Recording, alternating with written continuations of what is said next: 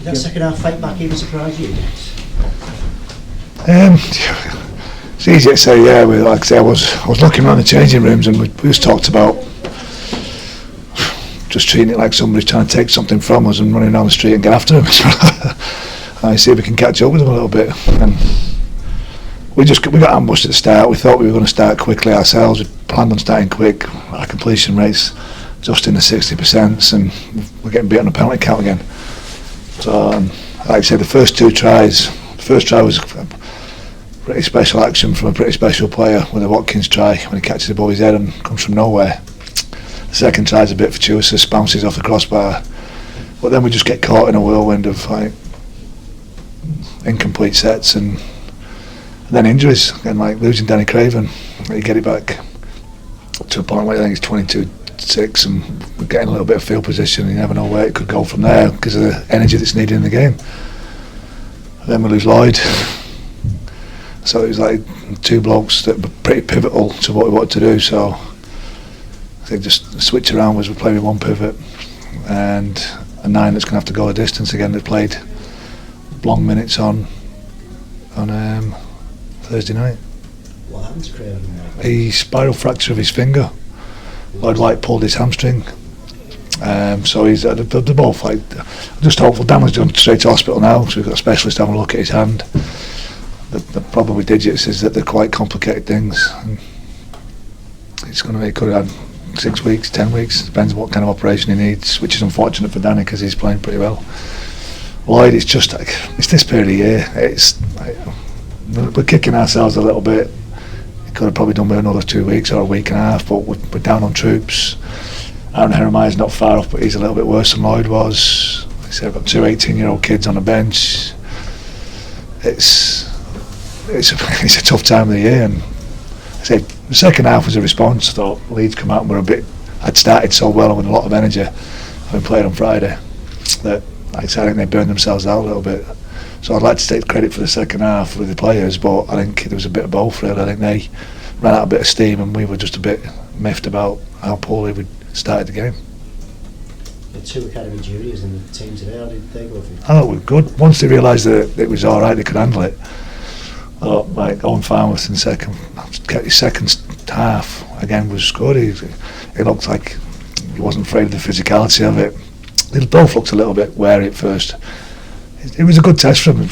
We talked about it as a coaching team, that is it the right place to bring them on, and took them out. But if they can handle here with the drums banging and Leeds flying off and offloads, then yeah, they've got some things going for them. So I was pleased for those two. Like I said, I'd liked it to. I'm always happy with the debuts a win, but they both contributed pretty long minutes. They weren't just fleetingly on the field and off the field. Like I say, Owen had a real big stint, and Walsh had to get out there and just play because there was nobody else there for him to play with. And jumping around all over the place. Like I say, you lose Tom Armstrong after 20 minutes as well. You're left with one substitute and 3 or 4 big men that have spent more minutes out there than they spent all year probably on the field. And what did Armstrong do then? He's probably Ryan Hall fell onto his knee and he's probably done his MCL. So again, it's taken for a scan. Hopefully it's not, but it could be. It'd be a number of weeks into the 6 to 8 weeks. The youngster Dennis Jordan-Johnson looks right at home at Super League level now. He has, yeah.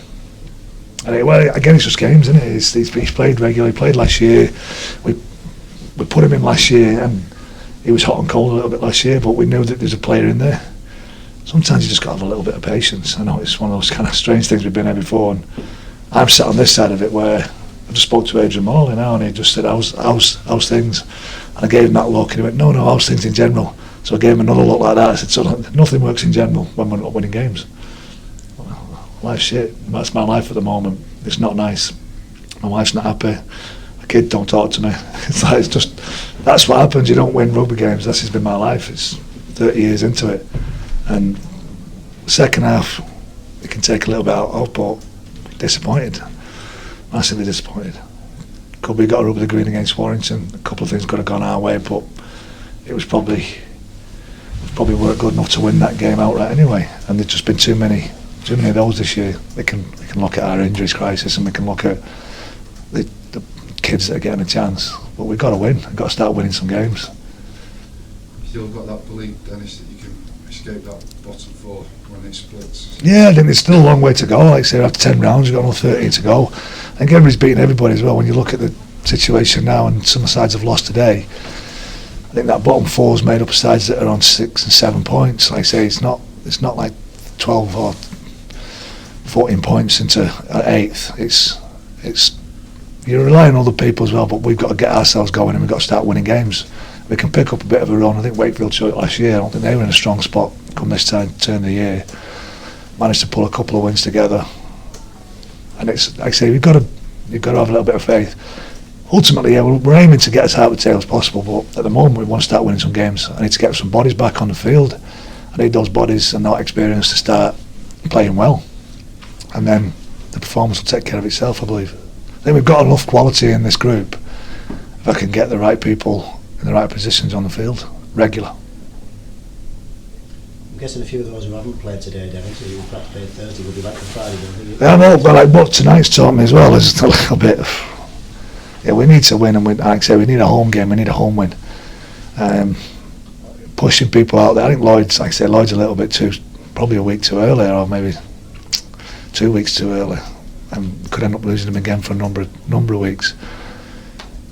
Got a couple of lads with some fluid in their knees and a bit tight that haven't played all year. Like I say, to turn them around on a week to week could be ideal. So hopefully they'll be good come in the week.